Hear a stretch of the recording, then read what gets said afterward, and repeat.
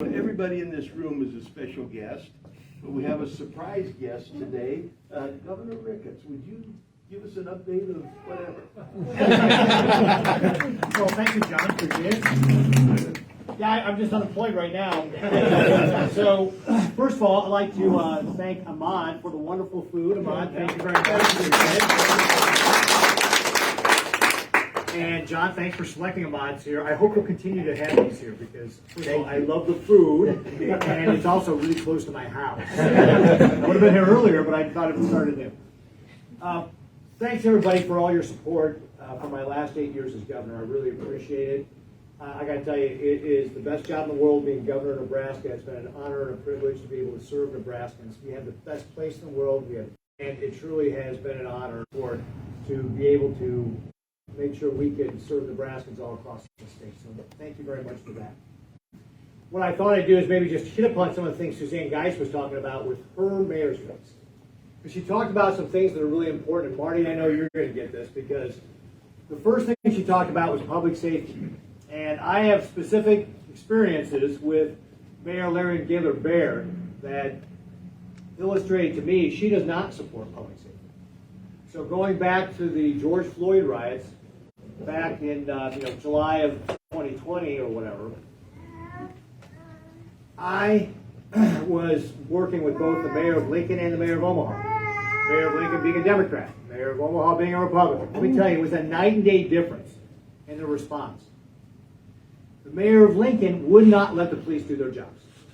She told them to stay inside their police headquarters building while the rioters were destroying property and putting people's lives at risk. She went out there and knelt down with the rioters, but that didn't make a difference. And in fact, she actually called me to get my state patrol to stay inside as well, which I politely declined. My state patrol was stationed outside the Capitol building to discourage protesters, and frankly, the vast majority of protesters are peaceful. But you've got about 5% of the people who are troublemakers. And when they start making trouble, it encourages other people to make trouble as well. Correct. And the way you handle that is not by having no police, but by letting the police do their jobs. So we had our state patrol outside the Capitol building, but the Lincoln police were not allowed to do that. The way you address this is when you have a troublemaker in the crowd, you go get that person and you arrest them and you throw them in jail. The police form a wedge. They go into the crowd, they arrest the person, they pull them out, and when you do that enough, guess what happens? All the troublemakers are in jail, and the rioting stops. That's how you address the rioting. The mayor did not do that. Now, the mayor in Omaha here, she did do that. She let the police do their jobs. She let them go arrest those folks. And when it came to National Guard support, on the second night, Mayor Larry Gaylor Baird would not have any of our National Guard help out. She wouldn't have anything to do with it. So we actually pulled our National Guard out of Lincoln, because she wasn't using them, and brought them to Omaha. And that significantly made a difference to help support the Omaha police. Like our people are not riot control people, but they were supporting the Omaha police so they could go do their jobs. And I can't tell you how proud I am of our National Guard. In fact, at that moment, we were also deploying them for the pandemic. That was the largest deployment of National Guard soldiers and airmen within the state of Nebraska and our state's history. We had over 1,000 National Guard deployed. Because it was helping out with the pandemic and helping out with the riots. And that helped the Omaha police be able to do their jobs. And folks, you can see the difference in what happened. This is from publicly reported numbers and from the Journal-Star and the Omaha World-Herald, which are vastly underreported in the case of Lincoln, I'll tell you that. But there was 10 times the amount of damage in Lincoln to property than there was in Omaha. 10 times the amount that was just reported. That's the difference between a mayor who understands that public safety is important here in Omaha and lets the police do their jobs and accept National Guard help, and a mayor in Lincoln who does not understand the importance of public safety and thinks she can wish problems away and will not take National Guard help. So that Suzanne Geis' first thing on public safety is 100% on. And I'll tell you, we lost Chief Bleimeister down in Lincoln. He was a great police chief. And you know why? He did not tell me this. I think the reason he quit is because he was not being supported by the mayor. Why would you want to continue to work for someone who doesn't value you? So she brought in a police chief from San Francisco. How well do you think that's working? Just saying. So that's the first thing. The second thing is roads. She's absolutely right about the Lincoln City streets. The arterials there are terrible. I remember going to a Gambling with the Good Life meeting down at Tom Osborne's house. I drove 45 minutes to get to my exit off of Interstate 80, and then almost another 45 minutes just to get to his house, bushwhacking through Lincoln. The city congestion there is terrible. We opened up the South Beltway there, that's going to help, but focusing on streets is going to be a critical thing for Suzanne Geis as well. And then the third thing she talked about is being easy to do business with the city. So my wife has personal experience with this, because during the sesquicentennial, I was better at saying that word a few years ago, we did the whole, remember the laser light show on the Capitol building? We had food trucks, we made kind of a celebration, kind of a carnival atmosphere down there. Just getting the permit. This is a statewide celebration in our capital city. You would think the city of Lincoln would want to encourage them to draw people in. We can bring in people from across the state. We can sell them hot dogs or whatever, and we can make money, right? That'll increase your tax revenues. The city of Lincoln was incredibly difficult. My wife was frustrated to no end about how hard it was to do very simple things with the city of Lincoln. The city of Lincoln does not have an attitude of being friendly toward anybody trying to do any sort of business. And this was, again, this was a celebration of our 150th anniversary as a state. You would think that they'd want to maybe like help us out a little bit, maybe show no love at all.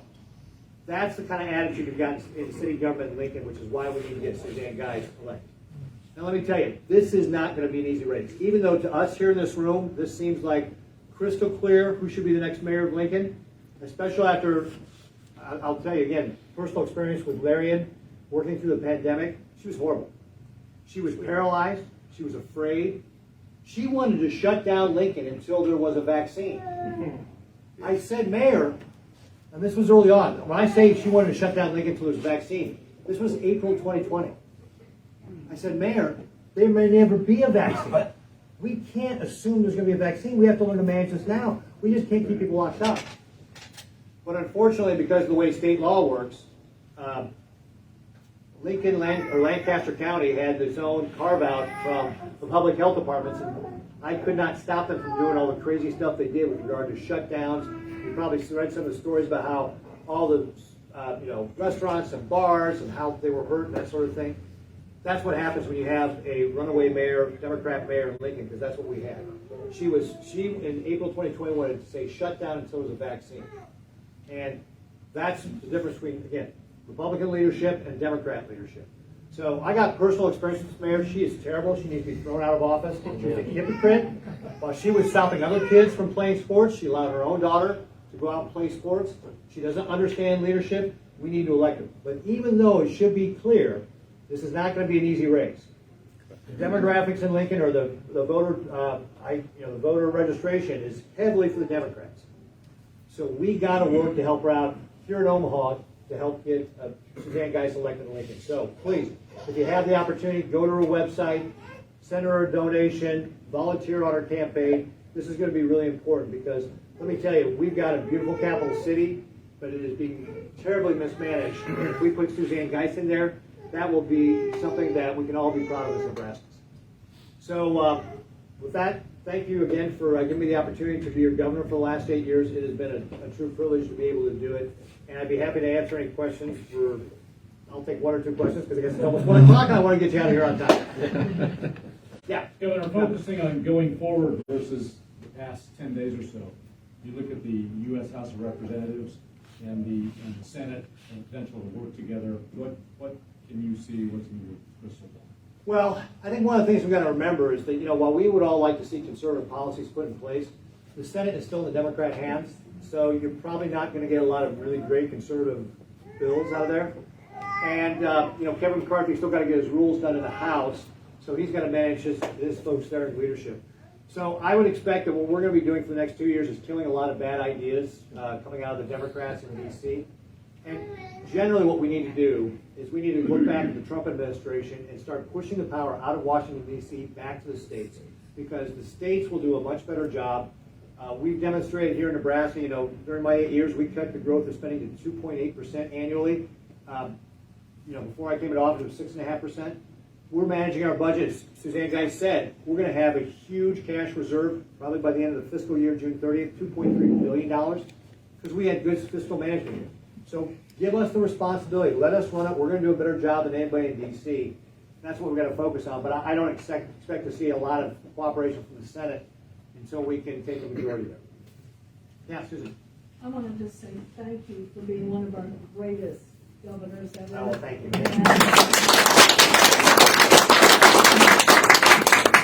And I would like to volunteer for you for your next year. Well, thank you. just on that topic, I am interviewing with Jim tomorrow, so one step at a time, we'll see where it goes.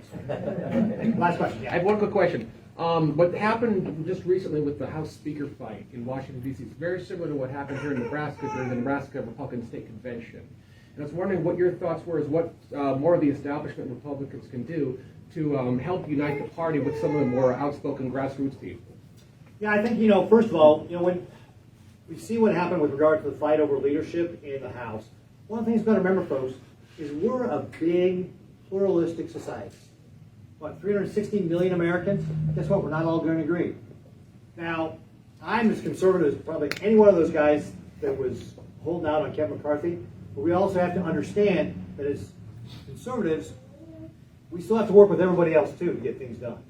And so I think it was a mistake from the standpoint of how McCarthy's going to be able to govern the Republicans in the House to be able to do that going forward. But we do have to work to bring people over and say, hey, look, as a Republican Party, we're a broad tent. We got to the way it works in our country, right, is that we form our coalitions and we have elections. That's better than a parliamentary system, in my opinion, because you can see from the parliamentary systems around the world, they constantly are like having new elections. They're not stable. They're always having new governments. So in our country, we have a lot more stability because of the way we run our elections. That means we have to have a broad coalition. That means we have to make sure that we're attracting people to win majorities. That's what we have to do. If we want conservative policies in D.C., we have to win a majority in the House, we have to win a majority in the Senate, and then we have to replace Joe Biden. So to do that, we need a lot of people.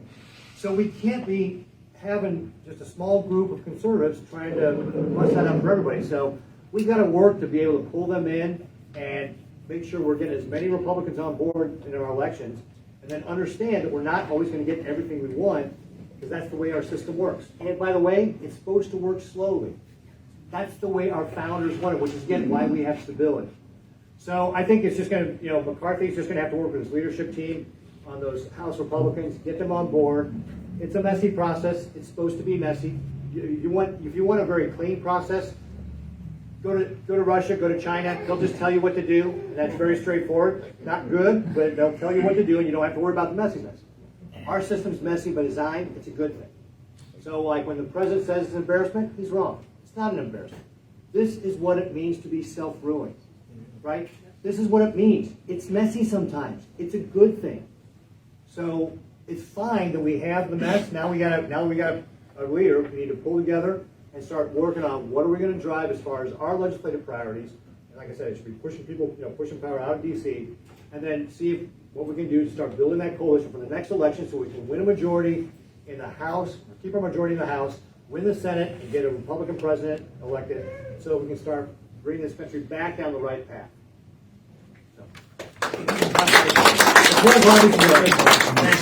Thank you very much, Governor. Appreciate it.